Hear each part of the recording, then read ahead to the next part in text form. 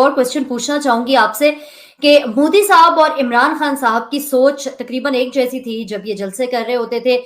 मोदी साहब के भी उसी तरह के ख्यालात थे जैसे इमरान खान साहब के ख्यालात थे, लेकिन हम देखते हैं कि भारत को मोदी साहब ने दुनिया की 5वीं बड़ी मईशत बना दिया, लेकिन इमरान खान साहब आज भी कंटेनर के ऊपर है। इसके हवाले से आप क्या कहना चाहेंगे?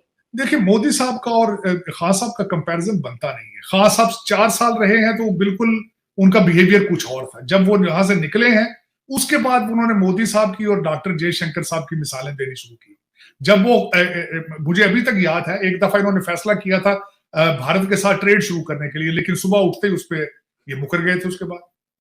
तो ये इनका एक तो सबसे बड़ी बात है, मोदी साहब की ट्रेनिंग काफी थी। वो पहले चीफ मिनिस्टर रह चुके थे, उससे पहले उनका सियासी सफर बहुत लंबा था। खान साहब के पास एक्सपीरियंस ही नहीं था किसी चीज का, किसी चीज को चलाने का। खान साहब ने अगले दिन तकरीर में फरमाया है कि फिर उन्होंने 1970 का अपने क्रिकेट मैच की बातें शुरू कर दी कि मैं कप्तान हूं और आखिरी मैच तक खेलूंगा मैं। खान साहब सियासत को अभी भी क्रिकेट मैच समझते हैं। मोदी साहब तो उसको एक गवर्नर समझ के चला रहे हैं। कल मैं कहीं से पढ़ रहा था कि जब वो चीफ मिनिस्टर थे और जब उनके पास पैसे थे, वो उनके पास सेविंग थी, तो वो दिल्ली जाने से पहले अपने सारे मुलाजमों में पैसे बांट गए थे। उनकी अभी भी जो पैसे आते हैं वो सुना किसी यतीम खाने को जाते हैं या किसी इंस्टीट्यूशन को जाते हैं। हमारे तो यहाँ पे आपको पता ही है जो हालात चल रहे हैं। अगर देखा जाए, पाकिस्तान को तो लीडरशिप का फुकदान है, कौमें लीडरशिप से बनती है। वो वहां उनकी सबसे बड़ी, और ना सिर्फ मैं मोदी साहब की बात करूंगा, उनके पास सिंसियर लीडरशिप मौजूद है। इससे पहले नरसिम्हा राव देखें, मोरारजी देसाई देखें, मनमोहन सिंह साहब को देखें, उनकी डेडिकेशन से उनके कपड़े देखें, गुफ्तार देखें, और अभी तक भारत के अंदर बैठे हैं। वो भाग के लंदन नहीं जाते, उनकी प्रॉपर्टियां लंदन में नहीं है। देख ले, आज कांग्रेस वाले भी, चाहे वो जो गांधी है, सारे पाकिस्तान, सारे भारत के अंदर मौजूद है, चैलेंज कर रहे हैं उनकी करप्शन को। लेकिन हमारे तो फौरन भाग के चले जाते हैं, क्योंकि इनके बच्चे सारे, इंक्लूडिंग खान साहब के बच्चे, लंदन में बैठे, और दूसरा पिछला प्राइम मिनिस्टर या फ्यूचर प्राइम, वो तो वैसे ही लंदन में बैठे। आप तो लंदन बेस हो सारे लोग, आपके तो आपकी किस्मत के फैसले तो लंदन में होते हैं, इस्लामाबाद में तो नहीं होते। साजिद साहब, आपने मोदी साहब की भी बात की। मोदी साहब ने तो तोशाखाना के तहफ़ के हवाले से भी बड़ा जबरदस्त स्टेटमेंट दिया था कुछ अर्सा पहले। नहीं जी, मिसालें तो आपकी यहाँ भी अब बननी शुरू हो चुकी हैं। आप मोदी साहब की क्या मिसाल लेते हैं, वो तो सारा कुछ जमा कराते हैं तोशाखाना में।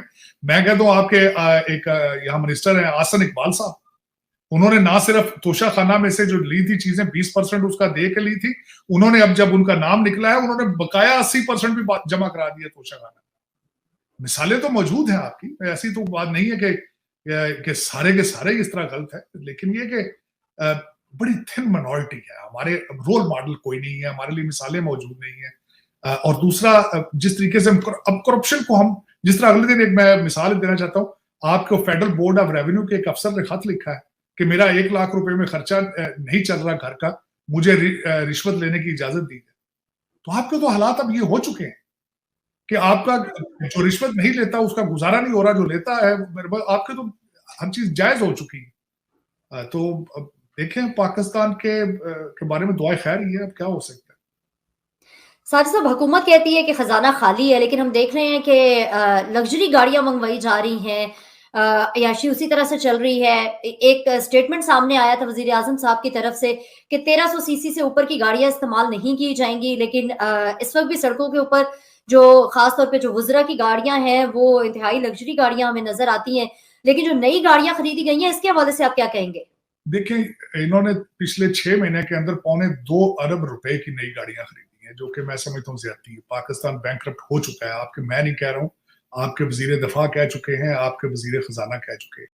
डॉक्टर साहब, आपने एक बहुत अच्छी बात की कि मौलाना लोगों के लिए खवातीन एक ऑब्जेक्ट बन गई है। हम यहाँ पर देख रहे हैं कि एक वक्त था कि जब मौलाना का सिर्फ ताल्लुक मस्जिद तक था, आज उन्होंने अपनी बड़ी बड़ी सियासी पार्टीज बना ली हैं, और इसके साथ साथ जो सबसे ज्यादा पिस रही है विमेन, उनके ऊपर 4 शादियां इम्पोज की जा रही है। हर मस्जिद से यही आवाज बुलंद हो रही है कि विमेन जो है उनकी तादाद ज्यादा है, तो इसलिए मर्दों को कोशिश करनी चाहिए कि 4-4 करें। इस बारे में आप क्या कहेंगे? इतनी ज्यादा इनसिक्योरिटी बढ़ गई है कि हमारी मुसलमान बच्चियां जो है वो सनातन धर्म की तरफ जा रही हैं, पॉइंट मीडिया के आगे यही रख रही हैं कि 4 शादियों से बचने के लिए हम सनातन धर्म अपना रहे हैं।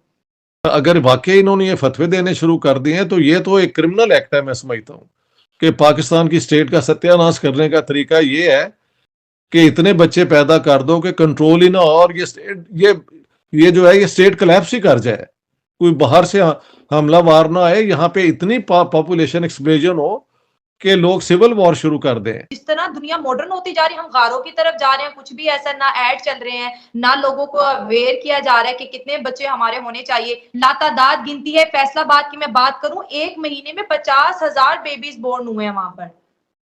तो ये देखे ना, ये इसे कहते हैं कि जो स्टेट होती है ना, स्टेट बनाई किस लिए जाती है? इसलिए कि जो मसले हम अकेले हल नहीं कर सकते, वो इज्तिमाई तौर पे स्टेट लीड करती है।